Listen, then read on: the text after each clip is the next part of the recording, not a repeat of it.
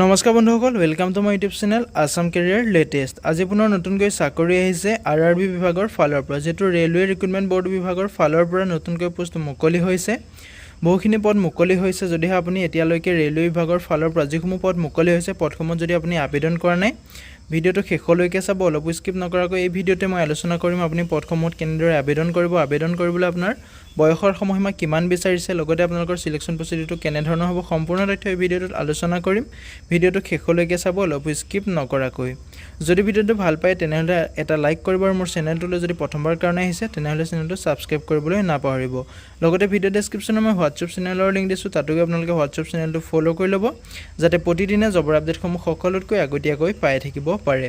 যিহেতু railway recruitment বিভাগৰ ফালৰ পৰা যিসমূহ পোষ্ট মুকলি হৈছে, পোষ্টসমূহত যদি আপুনি আবেদন কৰিব বিচাৰে, গুগলত আপুনি টাইপ কৰিব ইণ্ডিয়া ফাৰ্ষ্ট এলাৰ্ট বুলি টাইপ কৰিলে আপোনালোকৰ ফোনত এই ৱেবছাইটটো ওলাই আহিব। এই ৱেবছাইটটো ওলোৱাৰ পিছতে আপোনালোকৰ যিটো ফাৰ্ষ্টতে নিউ আপডেট বুলি আছে, লগতে আপোনালোকৰ লেটেষ্ট জবতো আপোনালোকে পাই যাব। ইয়াতে যিটো আছে ৰেলৱে ৰিক্ৰুটমেণ্ট, যিটো আপোনালোকৰ NTPC ৰিক্ৰুটমেণ্ট আহিছে, তাতে যিহেতু 8,860টা পোষ্ট মুকলি হৈছে, যিটো আপোনালোকৰ নিউ বুলি থাকিব, তাতে আপুনি ক্লিক কৰি দিব। ক্লিক কৰাৰ পিছত আপোনালোকৰ ফোনটোত এই পেজটো ওলাই আহিব। ইয়াতে আপুনি নিজে চেক আউট কৰি ল'ব পাৰিব কিমান পোষ্ট মুকলি হৈছে, লগতে আপোনালোকৰ লাষ্ট ডেট কেতিয়া আছে, সম্পূৰ্ণ তথ্য আপুনি চেক আউটসমূহ কৰি ল'ব পাৰিব। ইয়াতে যিটো দেখিবলৈ পাইছে, ৰেলৱে NTPC ৰিক্ৰুটমেণ্ট 2025ৰ ফালৰ পৰা 8,860টাকৈ পদ মুকলি হৈছে।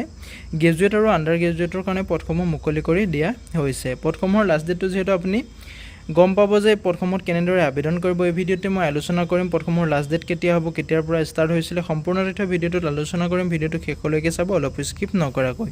ইয়াতে আপোনালোকে যিহেতু অভাৰভিউটো দেখিবলৈ পাইছে, অৰ্গেনাইজেশ্যনটোৰ নেম হৈছে আপোনালোকৰ ৰেলৱে ৰিক্ৰুটমেণ্ট বৰ্ড, RRB বিভাগৰ ফালৰ পৰা যিটো পোষ্ট মুকলি হৈছে, পোষ্ট নেমটো হৈছে NTPC গ্ৰেজুৱেট এণ্ড আণ্ডাৰ গ্ৰেজুৱেটৰ পোষ্ট মুকলি হৈছে। টোটেল ভেকেঞ্চি 8,860টা পোষ্ট দেখিবলৈ পাব। কেটেগৰীটো হৈছে আপোনালোকৰ চেণ্ট্ৰেল গভৰ্ণমেণ্ট জব হয়।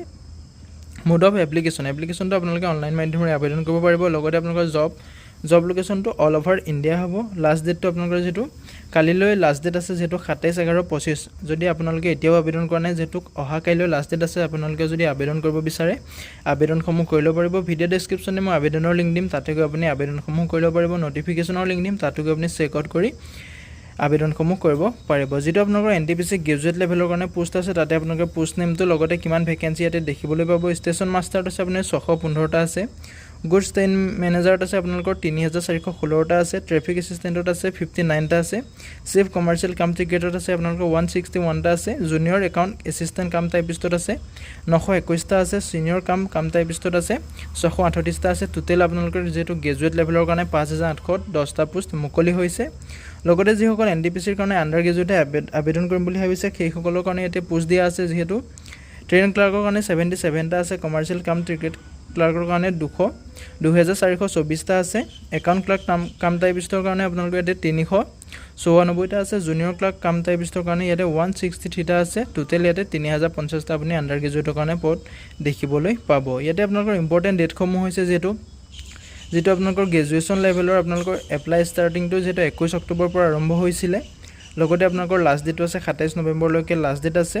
আৰু যিটো আণ্ডাৰ গ্ৰেজুৱেট আছিলে 28 অক্টোবৰত আবেদন প্ৰক্ৰিয়াটো ষ্টাৰ্ট হৈছিলে, আৰু লাষ্ট ডেটটো আছে আপোনালোকৰ 27 নৱেম্বৰ তাৰিখলৈকে। যিহেতু অহাকালিলৈ লাষ্ট ডেট আছে, যদি আপুনি আবেদনসমূহ কৰা নাই এতিয়াও আবেদনসমূহ কৰি ল'ব পাৰিব।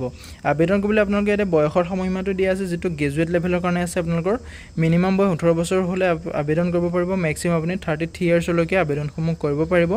আণ্ডাৰ গ্ৰেজুৱেটৰ কাৰণে আপোনাৰ মিনিমাম বয়স 18 বছৰৰ পৰা মেক্সিমাম আপুনি 30 বছৰলৈকে আবেদন কৰিব পাৰিব। লগতে আপুনি এজ ইলেকশ্যনসমূহ ল'ব পাৰিব। কেটেগৰী আছে আপোনালোকৰ এজ ইলেকশ্যন দিয়া আছে। OBCৰ কাৰণে 3 বছৰ পাৰিব। SC STৰ কাৰণে 5 বছৰ পাৰিব। PWBD হ'লে আপুনি 10 বছৰকৈ এজ ইলেকশ্যন ল'ব পাৰিব। এডুকেশ্যন কোৱালিফিকেশ্যনৰ ক্ষেত্ৰত ক'বলৈ গ'লে, যিটো আপোনালোকৰ গ্ৰেজুৱেশ্যন লেভেল আছে, সেই পোষ্টটোৰ কাৰণে আপুনি মিনিমাম আপুনি গ্ৰেজুৱেশ্যনটো কৰি থ'ব লাগিব, বেচেলৰ ডিগ্ৰী থাকিব লাগিব, তেতিয়াহে আপুনি আবেদন কৰিব পাৰিব। লগতে আপোনাৰ যিটো আণ্ডাৰ গ্ৰেজুৱেটৰ পোষ্ট আছে, তাতে আপুনি 12 পাছ কৰিলে আপুনি আবেদনসমূহ কৰি ল'ব পাৰিব। এপ্লিকেশ্যন ফিজটো ইয়াতে আপোনালোকে দেখিবলৈ পাইছে। কেটেগৰী ৱাইজ এপ্লিকেশ্যন ফিজ দিয়া আছে।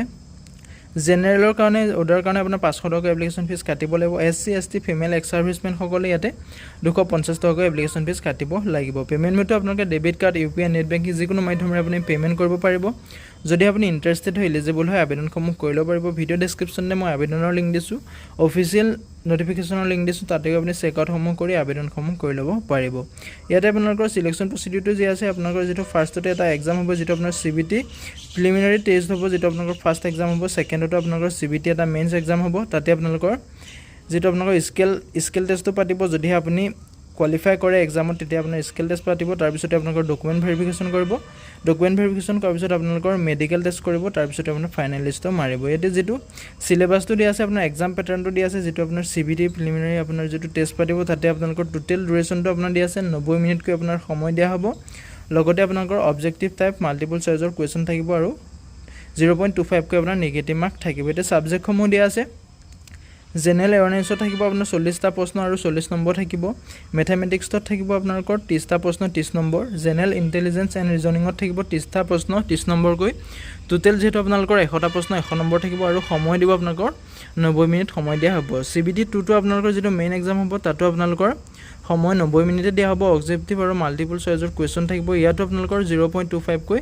নেগেটিভ মাৰ্ক থাকিব ইয়াতে আপোনালোকে যেটো সিলেবাসটো ইয়াতে দেখিবলৈ পাইছে সাবজেক্ট সমূহ দেখিবলৈ পাইছে জেনাৰেল এৱাৰনেছত থাকিব 50টা কোৱেশ্চন 50 নম্বৰ থাকিব ম্যাথমেটিক্সত থাকিব আপোনালোকৰ 35টা কোৱেশ্চন 35 নম্বৰ থাকিব জেনাৰেল ইন্টেলিজেন্স এণ্ড ৰিজনিংত থাকিব 35টা প্ৰশ্ন আৰু 35 নম্বৰ ইয়াতো আপোনালোকৰ সময় 90 মিনিট দিয়া থাকিব যদি আপুনি আবেদন কৰা নাই আবেদনসমূহ কৰি ল'ব পাৰিব যেটো অহা কালিলৈ পদসমূহৰ লাষ্ট ডেট আছে এতিয়াও যদি আবেদনসমূহ কৰা নাই আবেদনসমূহ কৰি ল'ব পাৰিব ভিডিও ডেসক্ৰিপচনতে মই আবেদনৰ লিংক দিছো তাতে আপোনালোকে এপ্লাই লিংকত ক্লিক কৰি আপুনি এই পেজটোত ওলাই আহিব এই পেজটোত ওলোৱাৰ পিছত আপুনি তললৈ স্ক্ৰল ডাউন কৰাৰ পিছত ইম্পৰ্টেন্ট লিংক সেকশনত পাব তাতে গৈ আপোনালোকে অনলাইন আবেদনৰ যেটো লিংক আছে গ্ৰেজুৱেট লেভেলৰ পোষ্টৰ আপুনি নটিফিকেশনৰ লিংক আছে ইয়াতে আপুনি নিজৰ চেকআউট সমূহ কৰি ল'ব পাৰিব লগতে আপুনি আবেদনসমূহ ইয়াৰ পৰা আপুনি কৰি ল'ব পাৰিব আজিলৈ ভিডিওটো ইমানেই আছিল যদি ভিডিওটো চাই ভাল লাগিলে এটা লাইক কৰিব মোৰ চেনেলটোলৈ যদি প্ৰথমবাৰ কাৰণে আহিছে তেনেহলে চেনেলটো সাবস্ক্ৰাইব কৰিবলৈ নাপাহৰিব লগতে ভিডিওটো সকলো বন্ধু বান্ধৱীলৈ শেয়াৰ কৰি দিব যাতে সকলোৱে প্ৰতিদিনে জবৰ আপডেটসমূহ এই চেনেলৰ দ্বাৰা পাই থাকিব পাৰে ধন্যবাদ জয় হিন্দ জয় অসম